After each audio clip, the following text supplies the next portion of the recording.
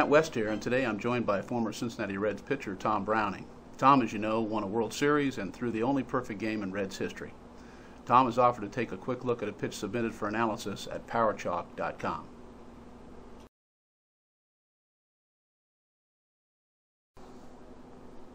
Well, Tom, it's great to have you here, and what we've got is we've got a young left-handed pitcher, and I'd be interested in rolling through some of this and letting you kind of make some observations. So why don't we go ahead and start the video and, again, just have at it. Okay. Well, certainly kid built for pitching,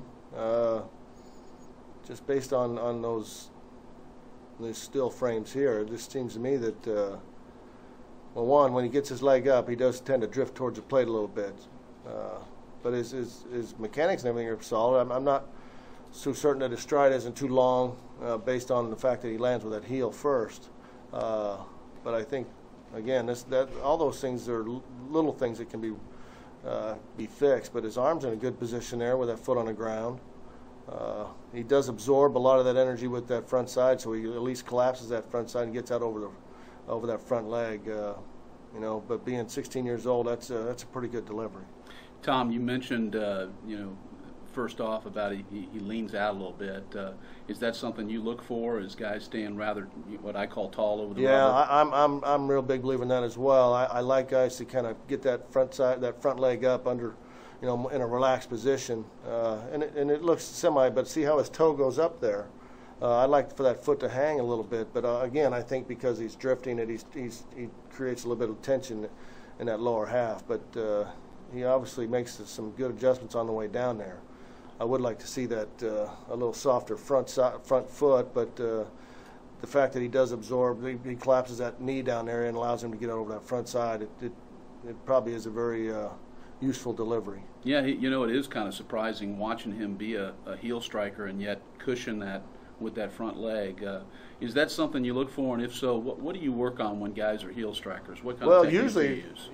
Usually when a guy's a heel striker, he usually ends up with a stiff front leg, you know, which causes all the energy to go out through that shoulder, which will probably lead to some sort of injury eventually. But even though he does get on that heel, like I said, that knee collapses very nicely, and he gets out over that, and all that energy is kind of leaving out through his fingertips. So I mean, like I said, for a young kid, that's really not a bad delivery at all. I mean, I think you know, as he gets probably bigger and stronger, that you know, he'll probably develop some pretty good habits anyway. But you know, I'm really good at letting kids kind of figure that out. But if at the beginning of his delivery, you know, I'd like him to pick that leg up a little bit more with the top of his knee, just so it relaxes it and it keeps him from drifting. That keeps that balance a little bit longer. And then he can kind of get that bottom side out with that top side waiting to uncoil towards the plate. You know, he's not really far away, but using your words, him being able to, again, get back and stay back and be taller over the rubber.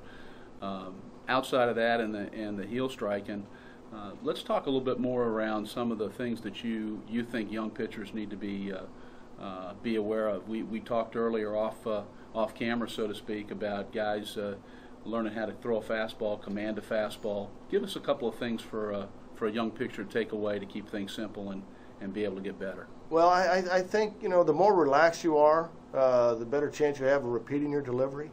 And I think the more tension you create, the less command you have. And you know as well as I do that fastball is the pitch. I mean, it's number one for a reason. When all the signs are given, number one is always a fastball. And having the ability to throw that fastball around the plate, and certainly have an idea where the catcher's glove is and be somewhere near that catcher's glove is kind of beneficial. But velocity really doesn't really come into play, I don't think, too much, especially if you got command. But the more relaxed you are, you know, and your delivery, I think the better off, the more command you're going to have. Let's talk for just a couple more minutes about fastball. I completely agree with you. You had a very, very successful major league career, and many people would remember you more for your changeup, or what you would probably even describe as a screwball, that you'd take away from right-hand hitters. But what people probably don't know is that philosophy you just described about everything kind of comes off your fastball, and how many hitters you got out with your fastball was really kind of your bread and butter. So expound on that a little bit about how that relates to your philosophy. Well, I mean, I had some good pitching coaches, and I have actually been able to spend some time with Tom Seaver and Bob Gibson and Jim Palmer, and I asked them what made them so successful, and they said they had the ability to throw that fastball, and especially low and away fastball on demand, and they worked on it. But the more often that you around that strike zone, the more aggressive you make the hitters, and the ability to change speeds, not only with using the changeup, but actually change the speeds with your fastball as well, just to make those guys swing the bats. Because if they know you're going to be around the plate, they're going to be a little bit more aggressive at the plate, and the more quality pitches you're able to make, and I really do believe that you got to be nice and relaxed to do that, the more often you're going to get swings and the more often you're going to get out. Well, Tom, it's been a pleasure. Thanks for having us here and being with us today and sharing your comments. Well, thank you.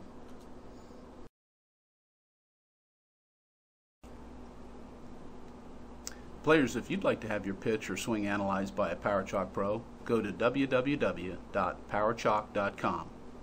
Upload your video and include the words "Pick Me" in the tag field. Hopefully, we'll select it for analysis, and you'll be hearing from PowerChalk and one of our growing roster of professional coaches.